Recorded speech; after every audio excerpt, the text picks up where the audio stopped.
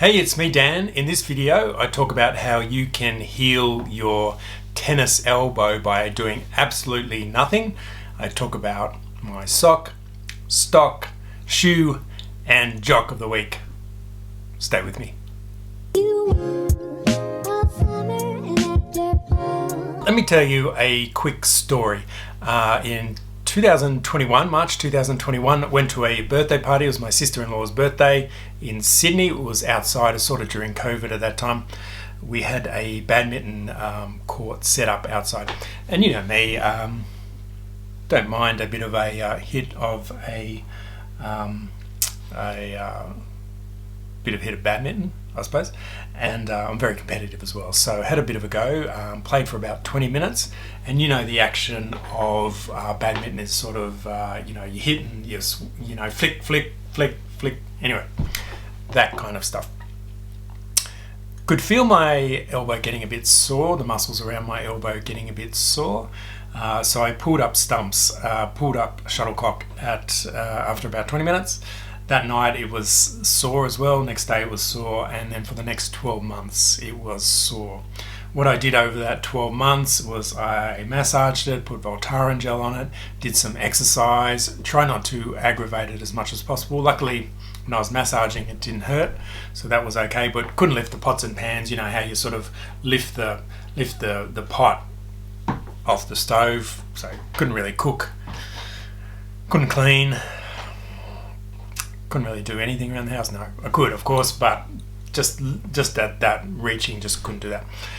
Anyway, resolved in almost to the day, resolved in 12 months' time, which goes along well with the study I'm about to show you. So this is the study. Its title is Persistent Tennis Elbow Symptoms Have Little Prognostic Value, a Systematic Review and Meta-analysis.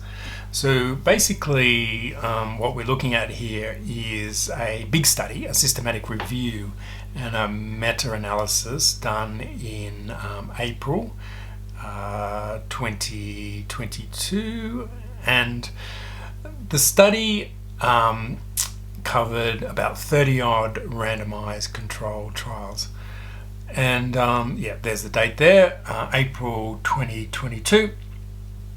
And what they actually found, well, the conclusion they come to was based on the placebo or non-treatment control arms of the randomized control trial, about 90% of people with untreated tennis elbow achieve symptom resolution in a year. So basically they did absolutely nothing, well, just got on with general life, had no treatment, and their symptoms got better, within a year.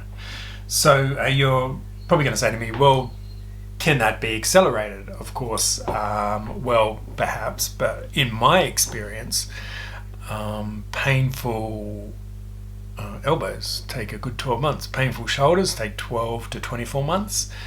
Wrists can be up to 12 months as well.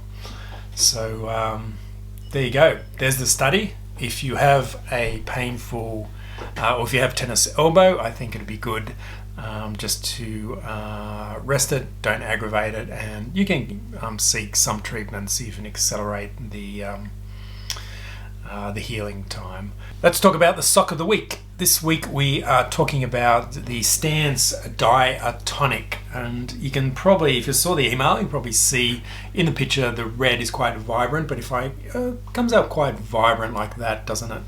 But it's more probably, as I look at it now in the flesh, looks a little bit more strawberry kind of color.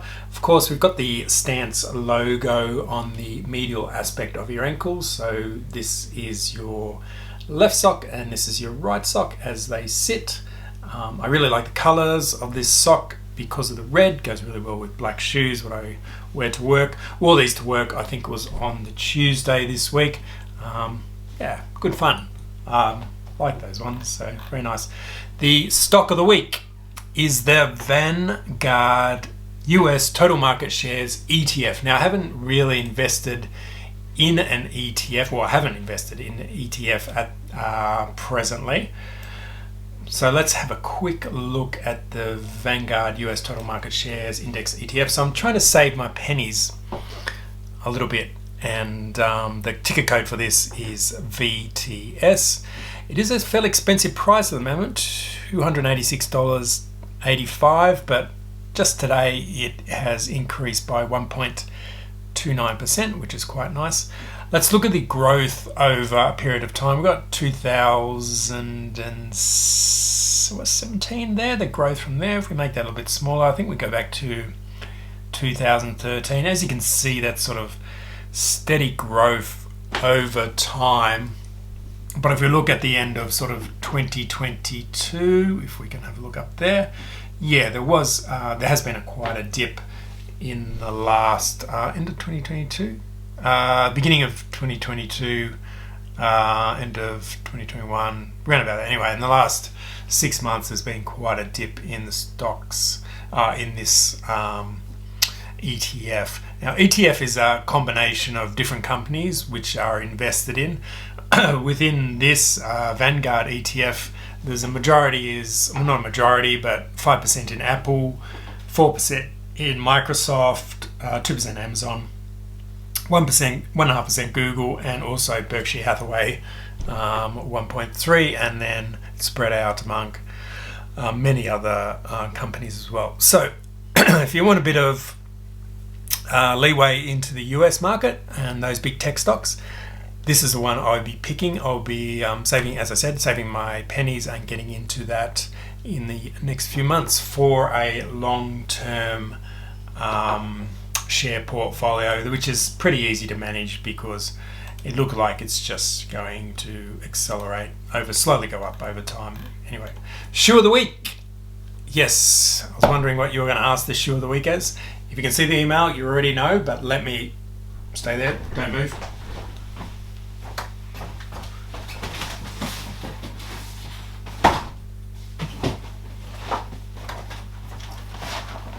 Here she is.